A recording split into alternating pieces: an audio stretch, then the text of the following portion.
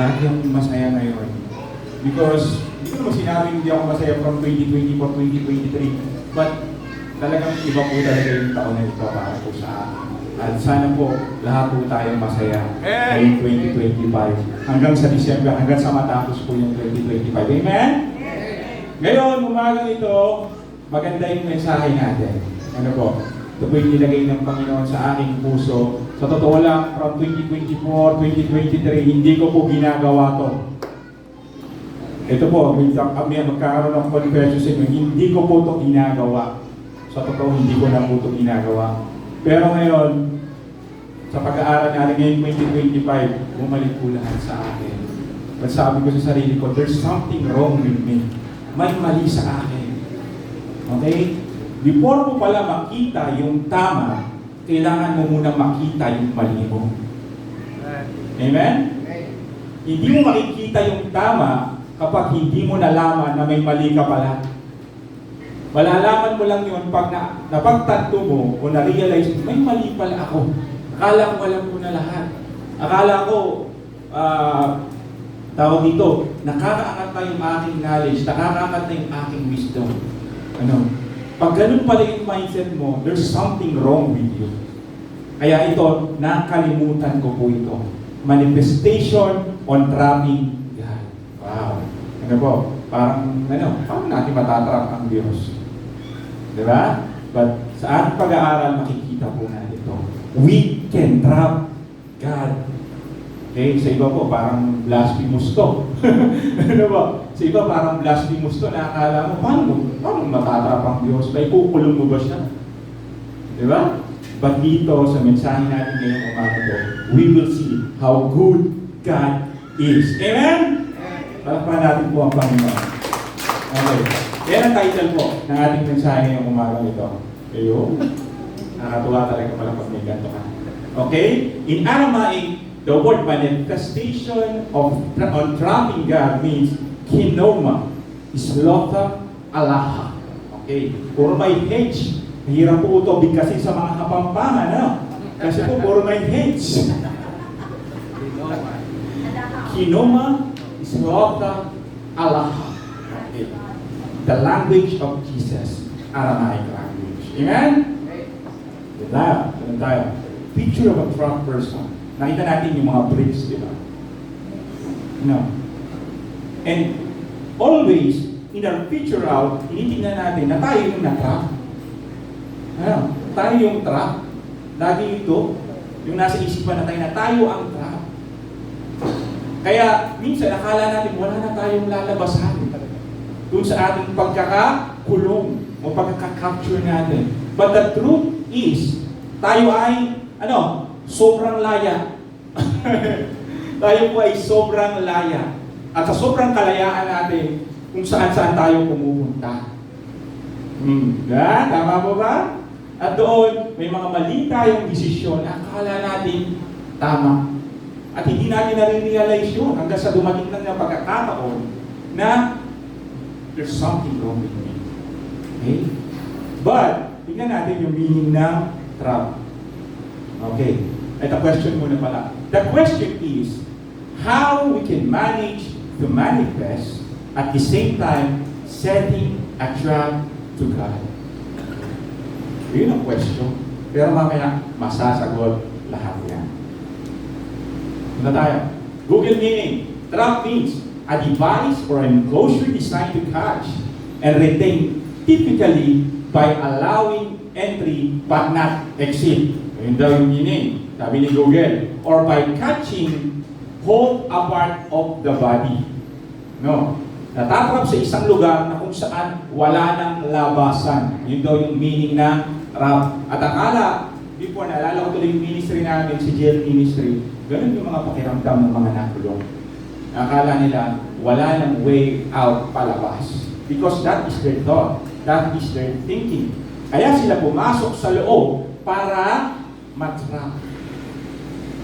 Kasi sa sobrang, tawag natin, sa sobrang kalayaan natin sa panahon nila, doon sa kanila, hindi na nila alam kung ano yung tama at mali.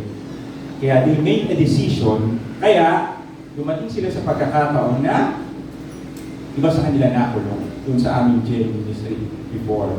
But the good thing is, natrap sila sa isang lugar so that they can trap God. Natrap sila sa isang lugar para matrap din nila ang Diyos. Isip sa akin. Ito po yung napakatagal ko na from 2023 tsaka 2024, hindi ko po ginagawa. So, ito na yung meaning. No word na trap.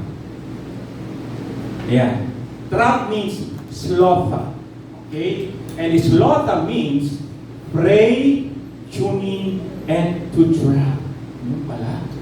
Okay? The word sloth means to pray. Okay? You tune in and to trap. Yun ang ibig sabihin ng the word sloth. Kaya ang title ng ating message ngayon, Kinoma Slotha Allah. Okay?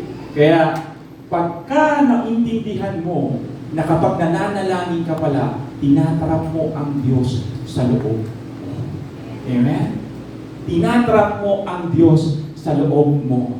As we go on sa ating pag-aaral ngayong umagang to, makikita natin yan from the last part. Okay? Palakpakan naman natin ang Panginoon. Mabilis lamang po. Yan. Kapag tayo ay nananalangin, kinakausap natin ang Diyos. Amen? At sa ating pananalangin, tayo ay humihingi ng mga bagay na gusto nating mangyari at makita sa ating mga buhay, lalo na ang mga material na bagay. Tama? Yan po lahat, yung ating pinapanalangin. And minsan, inuutusan pa natin siya na gawin madali lahat ng gusto nating marating sa buhay.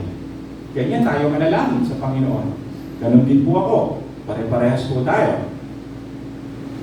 Tulad na, ano yung mga tulad? Magandang trabaho, pinapanalangin natin yan. Amen? Successful na negosyo, pinapanalangin natin yan.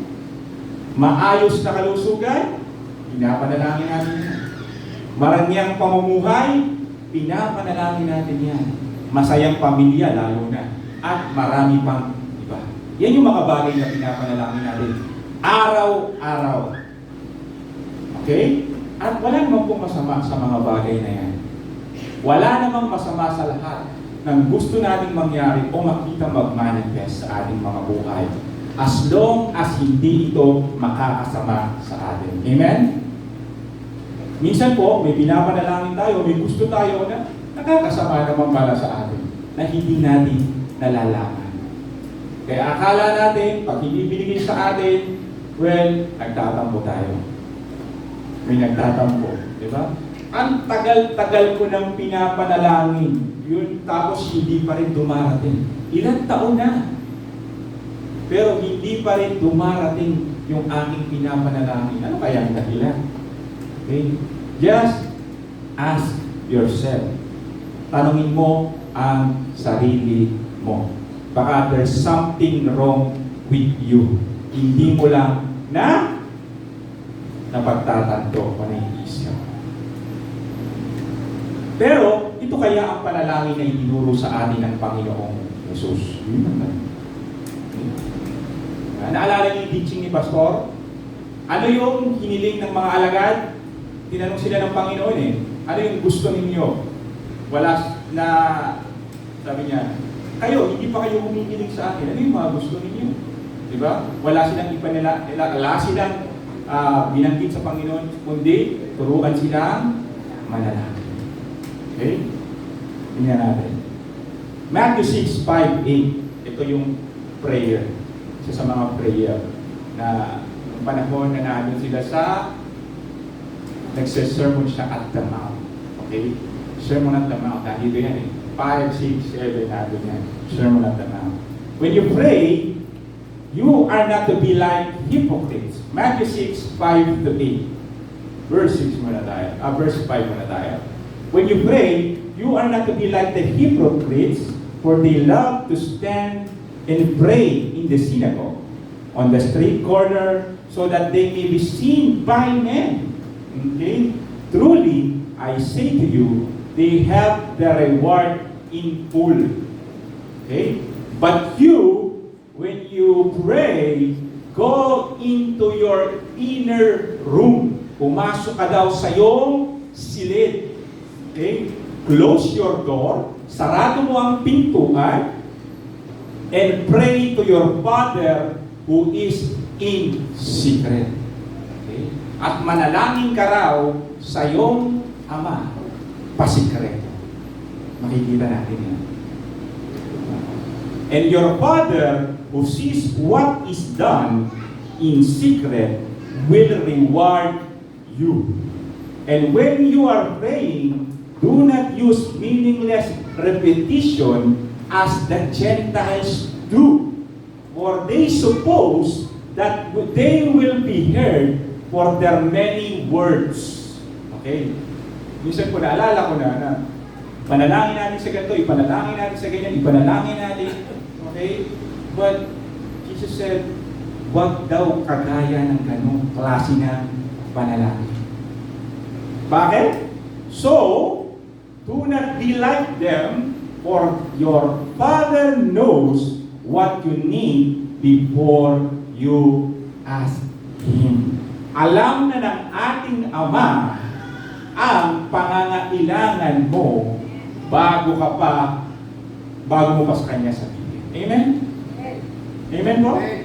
Alam na ng Ama yung pangangailangan mo bago mo pa sa Kanya ito sabihin. Yun ang truth. Di ba? And kaya nga kanina, yung pinalangin natin, wala pong masama yung mga binanggit natin kanina, na panalangin. Lalo na as long as hindi ito nakakasama. Pero the truth is, hindi iyon yung panalangin na itinuro sa atin ng Panginoon. At yung mga bagay na gusto nating mangyari, lahat ito ay bonus at susunod lamang sa atin. Amen? Naniniwala ba kayo doon? Amen. Lahat yun ay susunod na lamang sa atin as we trap God from inside of us. Ayan, picture of the Pharisees. Naalala ko tuloy yung mga nananalangin sa mga kalsada. One time, naalala ko, di na ako babanggit ng simbahan, nagkaroon sila ng tinatawag na, yung massive evangelism. Okay? At yung grupo na to, yung simbahan ito, hindi po ako magbabanggit para walang sa inyo. Doon malapit sa amin. Malapit sa amin. At doon, may pinag-pray sila. Kabataan to, 2. At may pinag-pray silang isang tao. Pinapatanggap nila kay Jesus. At habang sila'y nakapikit, yung tao na pinag-pray nila, nakaganyan sila, umalis po. Umalis po. Habang naano sila sa may kalsada, umalis. At hindi nila alam, ang haba-haba ng prayer nila, wala na pala silang pinapanalangin, di ba pray. Kaya pinagtawanan sila ng mga tao sa paligid. And sometimes, most of our religious thinking, most our religious mind, gusto nating makita ng mga tao na tayo'y pinapanalangin natin sila. But doon, natawa na lang din po ako doon na medyo naawa, nahiya doon. Kasi bigla na lang umalis yung kanilang pinag-pray. Wala na po doon, nakapikit pa silang 2.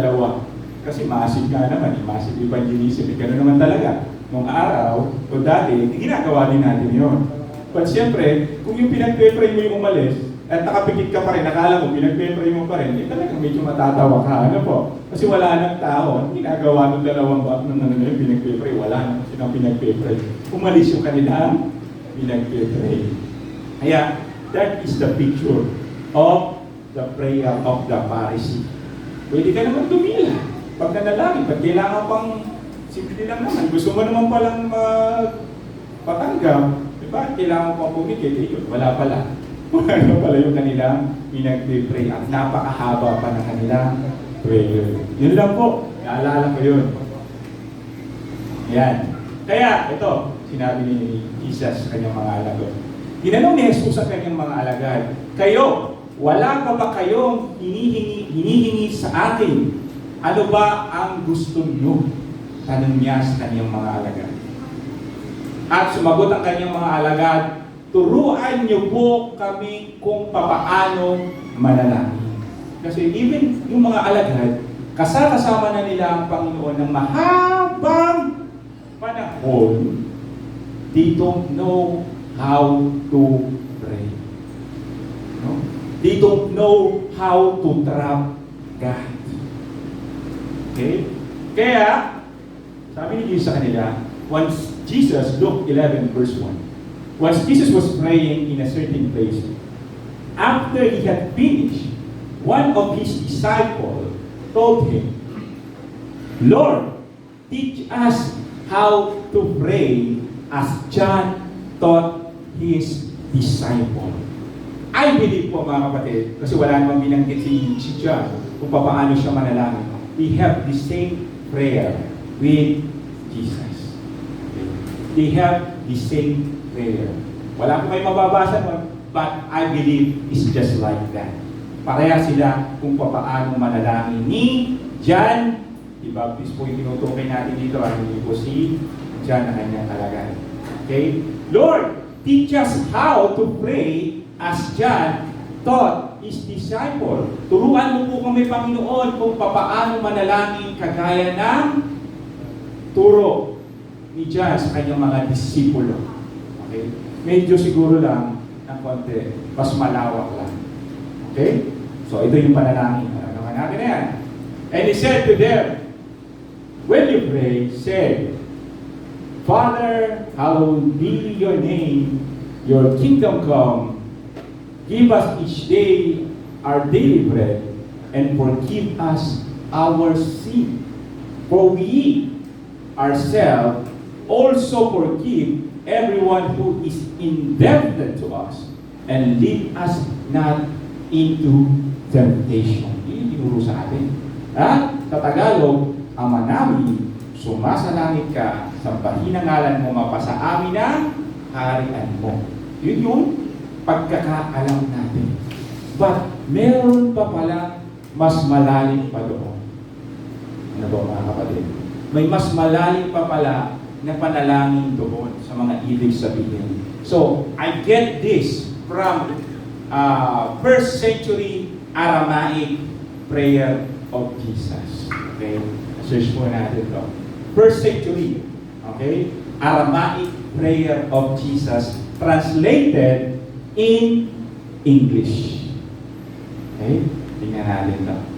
The prayer to our Father translated in first century Aramaic. Kita niyo po ba? Maliwanag po. Okay?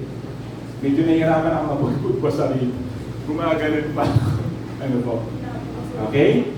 So, which means, yung tawag natin from Greek, Abba, they call it Abun. Okay? Abun. Okay? Tapos, kung paano nila bangkitin talagang merong H. May H talaga. Oo. Ayun, wala yun. Yung become, mali yung pag yung mga spelling po, hindi na po maano kasi hindi ko makagawa kanina. Yung may mga apostrophe pa. Ang hirap pala pag hindi mo kabisado. Ano po? Actually, may mga apostrophe pa po yan. Yun sa Aramaic niya. Kaya, pag binanggit nyo siya, ganito po siya. Awun, Washmeya, Net Kadesh Shishmak, Zete, Malkuta, Nekwet, Sibiyanak, Ekanat, Washmeya, Apar, Ang, Kaulan, Lakma, Disunkanan, Yaumana, Washbok, Ran, Chaweng, Washdahin, Aikena, Dab, Shwan, Shokin, Lahaya, Wayne, Wela, Passion, Mishuna, Ella, Patsan, Membisha, Mithol, Dilaki, Malkuta, Wahaila, Wechbokla, Iaala, Almin, Amen. Ganun po. Kung paano, may age sa dulo. Para siyang merong ganun. Para ka bang may bumabara sa lalamunan mo. Pero, look at those meaning. Balikan na. Puntahan natin. Tingnan nyo ha. The word awon, the word father pa lang, meron ng napakahaba at napakagandang meaning or may essence. Sabi diyan, O thou from the whom the beloved. Okay? We call the Father our beloved because He is everywhere. The word Abba, Abu, means the beloved is everywhere. And the breath of life comes. The word Father, is simple. Diba? The beloved is everywhere and the breath of life comes. Kanya na po na. Okay? They come wash mea, who fill all realms of sound, light, and vibration. Sa atin, ama namin sumasalangit ka lang. Ganun lang. But He come wash media, who fill all realms of sound, light, and vibration. Okay? Net kadeh shishmak. May your life be experienced in my utmost holiness. Nandun na rin pala yung sinabi ni Jesus. You are the light of this world. Diba? Naandoon na. Na may your life be experienced in my utmost holiness. Sa aking kaloob-looban. Patuloy ka makita ang liwanag mo. Amen? Nasa amin na pala talaga yung liwanag na yun. And then, Tete Malkuta, your heavenly domain approaches. Sa atin naman, translation natin yan, your kingdom come. Di ba? Then, Nekwek, Chibiyanak, ay kanak, Wasmeya, Apar, yung ganun po yung pagkakabanggit nila kung paano sila manalangin. Let your will come true in the universe. Kabuuan pa. Hindi lang naman kasi earth, yung kanyang nilikha. Yung kabuuan ng buong universe. Okay? All that vibrates, lahat ng mga nagbabibrates, gumagalaw, just on earth, that is material entity. Naandun po lahat. Pangkabuuan. Howlan, lakma, disunkana, yawmana. Okay, wala kong, yung J natin, yung yawmana, J, pronunciation it is Y para sa atin, diba? Yaw, kasi wala naman pong mga, tawag kung papaano sila magbanggit, eh talagang iba po sa atin, yung pronunciation. Ano? Give us wisdom, understanding, assistance for our daily bread. Sa atin, bigyan mo po kami ng kakanin sa araw. Yun yung panalangin. Para kulang. Ano ba? But dito, give us wisdom, knowledge, understanding, assistance for our daily bread. And then, washbok lan, shaway, watch dahin, I cannot doubt chuan, shwakela hayap pain. Okay? Dito naman, patawarin mo kami sa aming mga sala. Ito yung turo sa atin. Ito yung panalangin na kasanayan natin. Detach the feathers of faults that bind us. Alisin mo po sa akin yung mga pagkakamali na nagkokos sa akin ng pagka-guilty. Like we go the guilt of others. Di ba pag nakagawa tayo ng mali? Imagine niyo sa teaching ni Paz, yung sa atin, kay Peter. Ilang beses siya? Tinanong ni Jesus? 3 times. So that the guilt, okay, that he has sa kanyang pagkakalulo kay Jesus, it will detach. Detach the feathers of faults. Kumbaga, alisin mo yung feathers. Ano ba sa Tagalog? Balahibo. Balahibo ba kayo? Balahibo. Tanggalin mo ang hibla or balahibo na nagkokos sa akin na pagka-guilty po sa paggawa ko ng hindi maganda sa aking kapwa. Parang ganun. Ano? The same doon sa kaniyang prayer. At siguro nakalimutan niyo ni Peter. Nakalimutan niya na rin manalangin at that time. Ako po, honestly, confession, hindi po ako nananalangin. 2023 at 2020. Hindi na po ako nananalangin at that time. And then this 2025, suddenly, there's something wrong with me. Kasi yung knowledge na aking natatanggap, naging half na lang yung value. Naging kalahati na lang.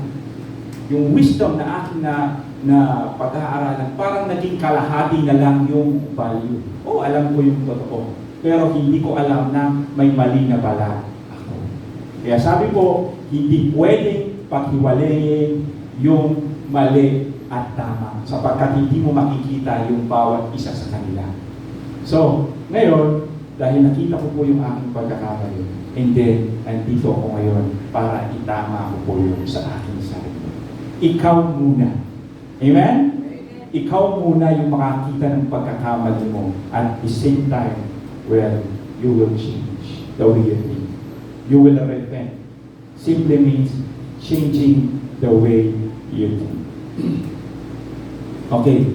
Wala passion i-mes yun, and let us not enter, okay, or be lost in superficial things, materialism, and common temptation.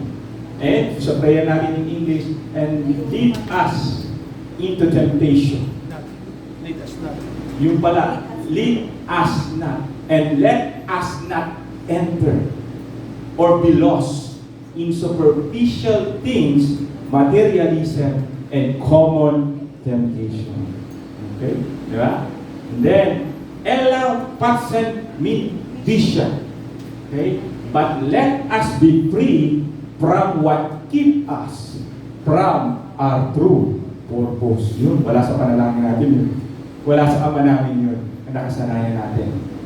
But let us be free from what keep us na humahad lang sa amin doon sa totoo naming purpose. Wow, yun yung maganda sa panalangin na yun. Ella patsen min vision. Then, ito na. Mithol, Dilaki, Malkutha, Wahaila, Watisbokta, Iyala Alam, Almin.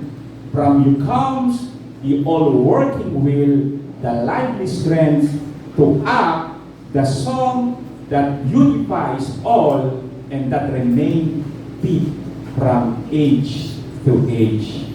Amen. Diba po? Inakuha po kayo? Na napakaganda pala. Ano po?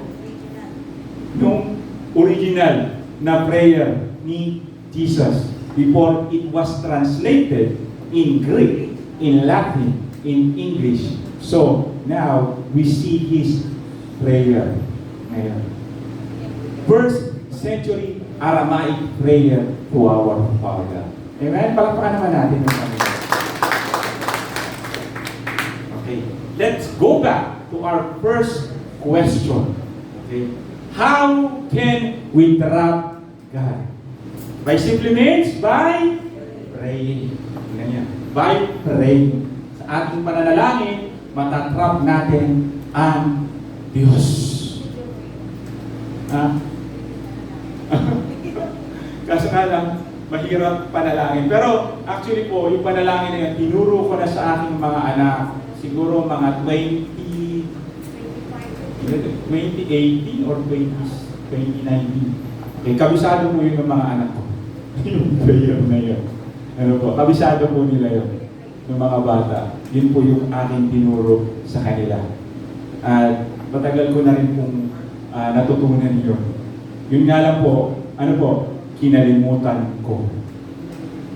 Kinalimutan ko. That's why I made an honest confession na hindi po ako nananalangin 2023-2024. And magtatapos yung 2025, doon na naman po talaga, wow, there's something wrong with me. At dito na ngayon, natatrap ko na ulit ang Diyos. Okay. So every time we pray, we trap, yun na ito we trap the goodness, the kindness, the power, the knowledge, the wisdom, the mercy, the forgiveness, the peace, peace, wala po, hindi po nasulat yan. And the love of God from the inside of us. Ganyan po. Kada tayo nananalangin, that is we trap. Hinatrap natin yung kabutihan ng Diyos. Okay? Kagandahang loob ng Diyos. Kapangyarihan ng Diyos. Karunungan ng Diyos. Pagpapatawad ng Diyos. Ang kapayapaan ng Diyos.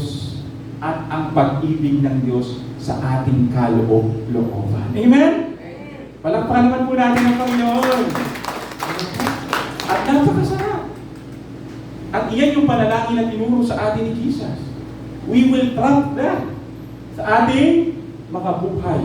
And after that, tingnan naman natin. And once we trust it, all of God, it will become you. Kapag na-trap na natin lahat kung ano meron sa Diyos, magiging ikaw na to. It will be manifest outside. Kapag ka, punong-puno ka na, gusto mo nang makawala, gusto nang kumawala sa ito, magmamanifest ito sa iyo palabas. Amen? And the people around you will see the changes from you.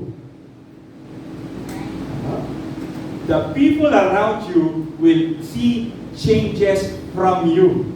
And they will become curious and ask you, how? Paano ka nagbago? Pero naman nagtanong sa inyo noon, paano ka nagbago? Ano yung naging dahilan mo? At ngayon, sasabihin mo naman ito. Jesus told me the secret of the Father. Ano yung sekreto ng Ama?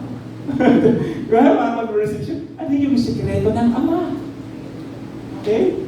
When Thomas asked Jesus, where will you go? Saan ka pupunta?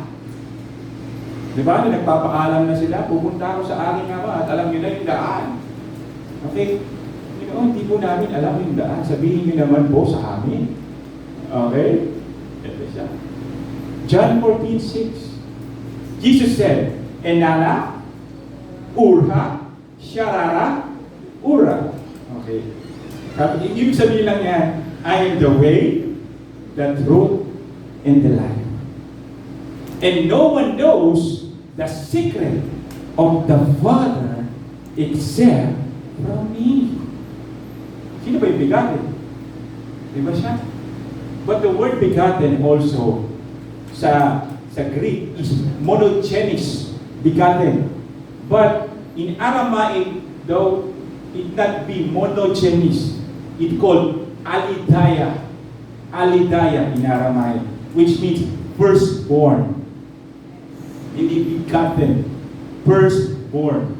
Siya yung ating panganay na kapatid. Pag panganay, siyempre, doon sinasabi ng Ama yung lahat ng kanyang sikreto. At yan po yung ngayon, sinasabi ngayon sa atin bilang mga nakababatang kapatid ni Kristo, yung sikreto ng Ama. Amen? Palakpakan naman po natin ang Panginoon dyan. Okay? Hindi ba kayo masaya na sinabi sa atin ni Jesus kung ano yung sikreto ng ating tatay? Ito na. Inana means, okay, nandito tayo, I am the way. Inana means, I am. Urha, may H na naman, sumabi. Okay, Urha means way, road, or path. And Sharara means sounds and firm. And Ura means life. In Greek, sowi. Sowi, di ba may sowi TV means life sa Greek. Then, in Hebrew, child means life din yun. But in Aramaic then, means Ura. Wala na pong H. Yung tulo, yung life means life. Okay? Then, tingnan natin. And now, I will tell you the secret of the Father. Pag may nagtanong sa atin. That my teaching is the way, the path, and the road that you can walk. And the sound of my voice are truth that will lead you into life. Yun po yung ibig sabihin niya. I am the way, the truth, and the life. Enana, urha, syarara, urha. Masaya kayo doon? Ito na, matatapos na po tayo. And the secret of the Father, ito na. At alam natin ito. Alam na natin ito. Okay? And the secret of the Father is He wants you to become like Him. Amen? Gusto ng Ama na maging kagaya niya tayo. Yun nga yung dahilan kung bakit na tayo nilikha. Di ba? Paano ba tayo nilikha sa Genesis? And we are created in the image and likeness of God. Because gusto niya maging kagaya niya tayo. Punong-puno ng pag-ibig, punong-puno ng pagmamahal, punong-puno ng kabutihan, punong-puno ng kapayapaan. Amen? Palakpakan po natin ang ibigay ko na po. Okay, salamat po, Sir Brian. Palalim tayo ng palalim doon.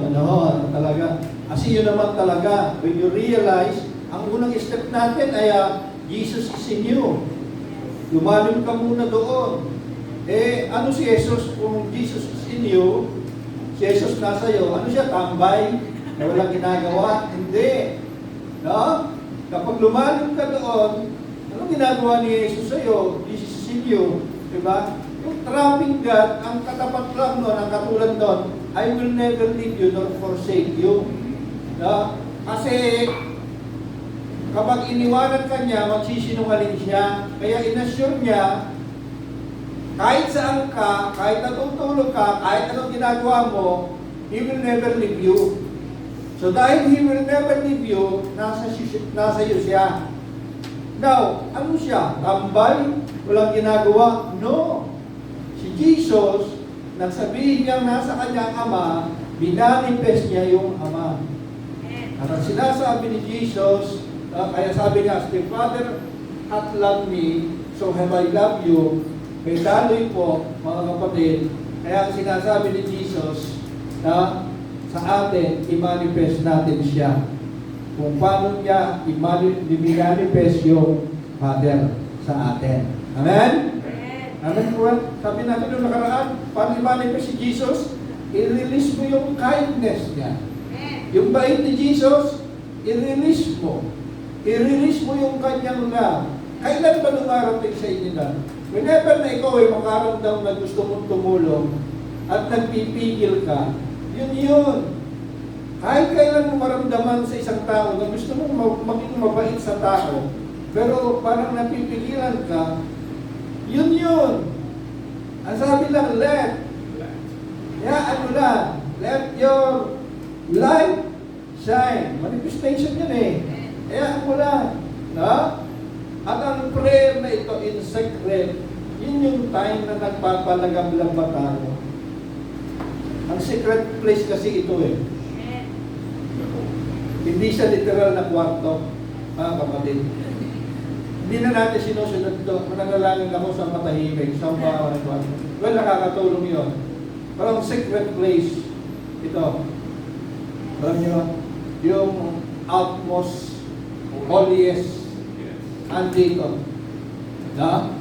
Kaya nga, kung aaralin niyo yung body, soul, and spirit, ang pinakamalalim na ikaw, andun sa spirit mo.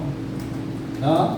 At yun yung ginagamit natin for communication sa God. No? Kapag ikaw ay yung materialistic, body nagsasalita. Panginoon, pagkamain mo ko. Panginoon, hallelujah. Yan yung mga salita ng flesh.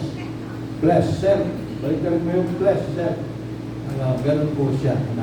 So ito lahat ng ito na ating natutuhan, ang hinihintay natin dito ay manifestation. You start. Sabi natin nung nakaraan, mahirap minsan, pero magandang magsimula.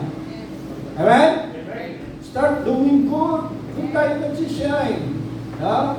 Start tayo mag-pray ulit sa ating secret sapagkat doon tayo nagpapalagablag. Ha? Tayo nagpapalagablag. Ano yung ilaw na Coleman, meron pa bang Coleman na ilaw? Inabot nyo ba yun? Yung ba yung, oo. Hindi, meron akong ilaw na parang naalala na binubomba. Coleman ngayon, Coleman. Coleman yun, binubomba. Yun yun. Yun yung ating secret place. Doon tayo nagpapalagablag. Ha? Doon natin, parang yung trapping God kasi, parang negative siya, di ba? Trap mo ang Diyos. Pero ibig lang sabihin, hindi ka iiwan ng Diyos, nasa iyo. Pero gusto ko sabihin, hindi siya tumatambay sa iyo. Kapag nasa iyo ang Diyos, wow, yan. And I remember mga kapatid, nung si Jesus na-trap sa isang kasalan, wow, yun ang magandang ilustrasyon. Buti na lang, biruin mo sa kasal, sa pag-asawa, may darating na problema. After ng kasal, may mga pagsupong, di ba? Pero yung kasalukuyan ng kasal, may problema na eh. No? Pero si Jesus hindi siya enjoy. Hindi siya tambay lang na bisita doon sa kasalan. Ha? Dahil nandun siya, nagmanifest siya. Amen? At nagkaroon ng joy. Ha? What is joy? Wala tayo magagawa. Sa Old Testament, pag sinabing there is no wine, there is no joy. At sa kasalan sa kanila, kahiya-hiya ang nagpapakasal kapag naubos ang alak na bitin ang mga tao. Now, ano ang tinatanong niyo sa akin? Nakakalasig ba yung pastor? Wala akong binanggit ng Bible doon. Kasi sinabi, alak yun. Ang dami pa, pilit ipinagtatanggol si Jesus para bang nababawasan ang pagkabanal ni Jesus. Medyo may preaching pa sa hindi nakalalasing. Alak is alak, mga kapatid. At si Jesus hindi siya enjoy. Now, hindi ko po sinasabi. Pwede pala, gano'n ang bagsak nun eh. No? Ay, ingatan niyo lagi yung light niyo. Kung kayo man ay gagano, yung liwanag ninyo. No? Kasi baka hindi alak, baka Clorox yung mainom nyo, mapunti kayo. At kung kayo. Hallelujah. Okay. So, muli ng Panginoon, ito po ay karne na senior sa atin ni Pastor Brian. Na I hope nanguyamin nyo. No? Jesus is in you. Trap in you, hindi siya tambay. Malaki ang magagawa ni Jesus kahit anong sitwasyon mo. Amen! Amen! Father God, salamat po sa mensahe ng umaga na ito, Panginoon, at kami dadako sa pagkakaloob, Panginoon. Pagpalain niyo po yung aming mga kamay, ang mga kaloob, at naniniwala po kami sa lahat ng bagay na aming tinatanim, meron kami ginagawa. Salamat po. In Jesus' name we pray. Amen. Dako na po tayo sa ating offering. Nagsin natin ang tabi.